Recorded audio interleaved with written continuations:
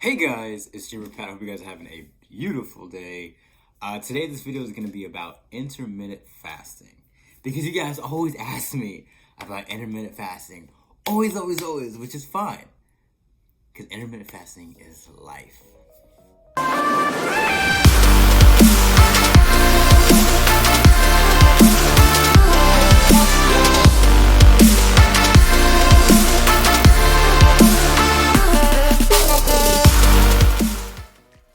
Alright, so let's jump right into it. So, the number one thing you gotta understand right away about intermittent fasting is this. Intermittent fasting is not a diet. It's not a diet. Let me say that one more time. It is not a diet. It's a pattern of eating. There's a big difference. It's a pattern of eating. It's not based on exactly what you're eating. It's more based on exactly when you're eating.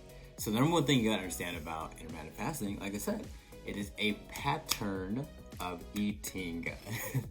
So just give like an example. So like whenever I'm with my friends, the few that I have, whenever I am with them, like let's say we're going out or anything like that, I will literally eat like a freight train. Like I will literally eat like everything in sight.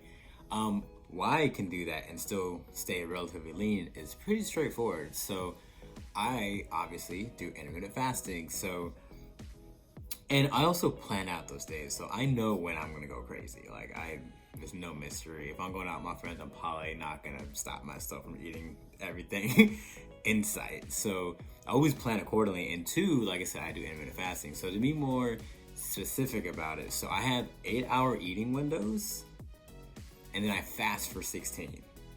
And if anyone who follows my Instagram or anything like that, like you guys know that I wake up pretty early, and my days start early. So there's always those like times of like, oof, I don't know, should I eat? But for the most part, I stay relatively strict to my eating windows to the best of my abilities. So yeah, again, intermittent fasting. So intermittent fasting. It's not as difficult as people make it seem. And honestly, some of the mistakes that I just personally notice is when people first start out with intermittent fasting, they're very like rigid about their eating windows. They're very like intense about it. And honestly, it's not saying it's not a bad way to do it. I always say it like this. So let's say you have this really aggressive eating window and you're only supposed to eat at, let's say, 11 o'clock, and it's 10:45 and you're starving, like just dead starving. Yo, just eat the food.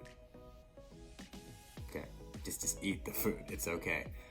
The way that I would recommend everyone to kind of get into intermittent fasting is honestly, I would recommend you just to start easy. So your breakfast, just extend your breakfast by 2 hours. That is the easiest way to get into intermittent fasting and like understand like the eating patterns you gotta into. It's a real simple way to like just kind of softly throw yourself in there. You don't have to be so rigid about it from the beginning, and that's just something I just for me training all people, that's something I always like notice from the get-go is people are they're just so intense in the beginning about their fasting windows that they end up falling off, or let's say they eat like an hour earlier and they have like a full-scale panic attack and they think it's over. You know, there's just so many different things that people do that it's counterintuitive, and you're only making it hard on yourself, which, you know, again, it happens. You know, we human, it's all good. Yeah, so when you're doing that, like the whole goal is to like get used to the lifestyle. So like it's not gonna be so hard if you're doing it the way I recommend it. It's not gonna feel like this like overwhelmingly intense process that's super impossible and only the creme de la creme or the strongest people can do it. Like, no, that's not a reality. So again, like you just gotta take it slow. You know, we're not in a rush. It's okay. Like I said, just extend your breakfast by 2 hours. That is the easiest way to get intermittent fasting and kind of get that ball rolling. So yeah, again, it's just intermittent fasting. So for me, it's easy. It's just super easy. So I have my 2 solid meals, and I eat like really hefty meals. That's where I get the majority of my calories. And then I have 2 snacks, and then I always make sure I drink a gallon of water. Again, it's a very simple just follow the game plan and we're good. There's no complexity to it. I don't really limit what I eat during those times. You know, I eat big portions at those times. And it just makes it a lot easier, honestly. So yeah, it's just, and another pro of it is it makes it super easy to be at a caloric deficit. So at the end of the day, once it's all said and done, for weight loss, the number one goal is to be at a caloric deficit. There's just no ifs, ands, or buts. That is the ultimate goal at the end of the day. And because that is the goal at the end of the day, it's just it makes your journey very easy, and it makes it manageable, and it lets you still live a normal-ish lifestyle, for sure. So some of the pros of intermittent fasting. So like, intermittent fasting is really cool because it's a very simple way to approach eating. It's a very simple way to develop an eating pattern that's going to help you lose weight, you know, or just maintain, like myself, to maintain.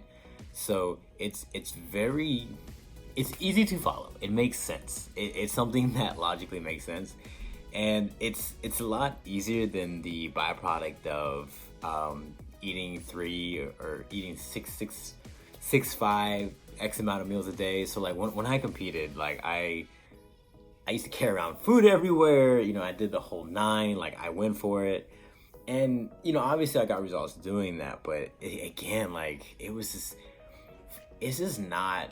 It honestly, like the only time I would do that was during competition time. It was not something I wanted to do on a daily basis. It's not something I do now. I'm not doing that no more. I don't want to. It's not fun and it sucks. So again, you know, contrary to just eating like that, it's just really complex. It is, because you have to prep your food, you got to prep meals, you got to make sure. It's a lot that goes into it. Intermittent fasting is a very simple way to approach it. So yeah, you know, sometimes you make that mistake, sometimes you won't. But the biggest thing, just when it comes to intermittent fasting, is you gotta understand there's not a one size fits all. There's not. It's not like this is the perfect window and this is how you should do it. It really is dependent on your lifestyle. So you should choose fasting windows that is conducive to your lifestyle and what you do. So that's part of what I do, like obviously when I train my people on an individual basis, but you know, you don't want to just pick the most aggressive possible fasting window just because it sounds cool. Like it's not really a good way to start. And usually what happens is you're gonna try it and you're gonna get very discouraged at some point, and you're gonna be like, F it. You know, that's just usually like the natural order if you do that. So again, like just please bear in mind there's no perfect fasting windows. You just gotta find something that's best for your lifestyle. So yeah, again, it's like I don't want you to do it, but again, it is kind of like the natural process of it, honestly. And you know, once I kind of like trained my mind to be in that fact, oh my gosh, it's my camera. Sorry, it's like all out of whack right now. It's okay. Yes, yeah. Once I like trained my mind to fast like that, that's when I kind of graduated into actual fasting, where the only thing I would drink would be green tea.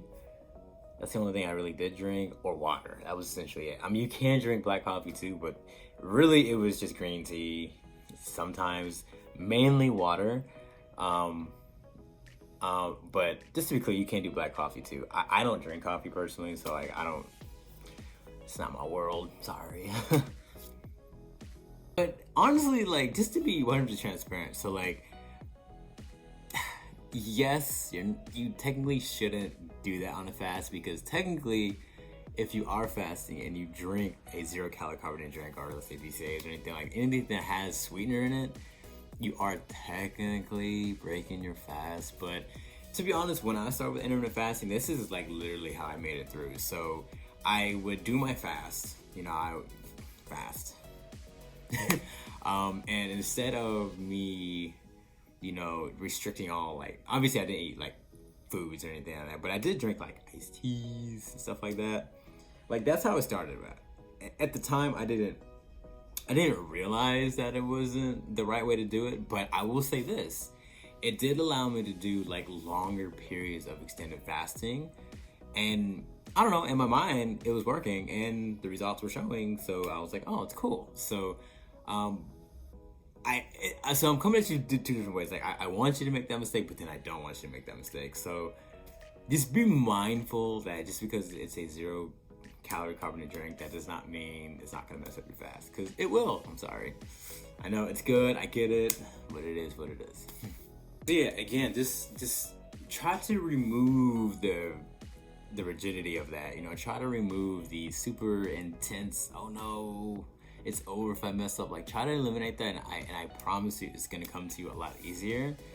Another mistake that I always see is people think that when they're doing their fasting windows that they can drink 0-calorie carbonated drinks. Guys, no, it's not the same. It's not what you think. Just because it says 0 calories does not mean it's healthy. That does not what it means. It's it's okay. So yeah, 0-calorie carbonated drinks. Let's talk about that. that's so like for me it's just easier. Like, I know I mentioned it a few times already, but whenever I'm waking up, for those who do follow me, you know, I wake up super early, guys. Like, I literally wake up at 3 o'clock every day, like a freaking madman. So like, it makes my day easier if I know that when I wake up, I just wake up and go. You know, I don't like taking time to cook breakfasts and do all this special stuff. I don't like doing that.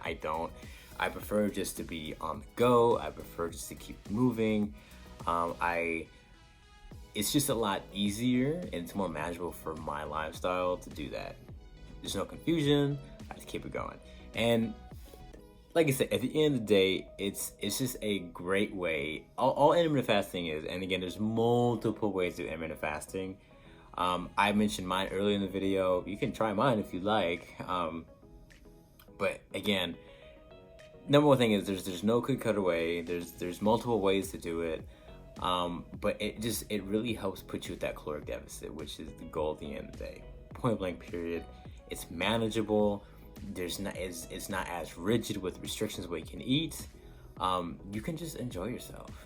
Like, a really, really big part of this is like when you are doing intermittent fasting and you are introducing your windows, and you know, the best recommendation I could give you is like, yo, like, please just give yourself room to be a human. Like, guys, I cannot tell you how many journeys are destroyed just because we're so intense about it. Like, whether you eat at 11 or 10:45, it is okay. The world will go on. I promise you. Do not destroy your windows. You are fine. I got you, okay? So, again, just relax. Like, whether you're in the beginning of intermittent fasting or let's say even in the middle, like, just allow yourself to have room to, excuse my language, but to fuck up. Like, good, we're humans. It's gonna happen. You're gonna go out to a friend's house. You can go out to a party. There's gonna be a holiday. You know, there's gonna be something that's gonna jack it up. I promise.